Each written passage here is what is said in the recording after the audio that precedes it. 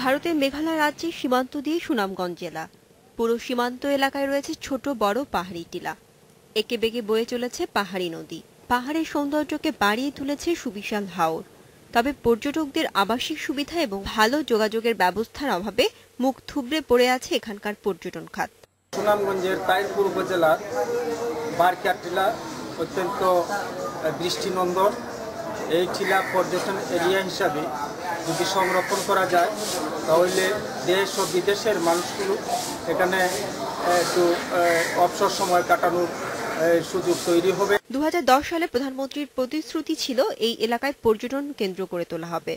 তবে এখনো এ ব্যাপারে কার্যকর কোনো উদ্যোগ নেই বলে অভিযোগ এলাকাবাসীর। প্রধানমন্ত্রীর প্রতিশ্রুতি রয়েছে যে সুনামগঞ্জের বিভিন্ন জায়গাকে ঘিরে পর্যটন কেন্দ্র গড়েছে, কিন্তু আমরা শুধু প্রতিশ্রুতি পেয়েছি। এখন পর্যন্ত সুনামগঞ্জে হাওর কেন্দ্রিক যে পর্যটনের যে অপার সম্ভাবনা, সেটাকে নিয়ে কার্যকর কোনো উদ্যোগ আমরা দেখতে পাচ্ছি।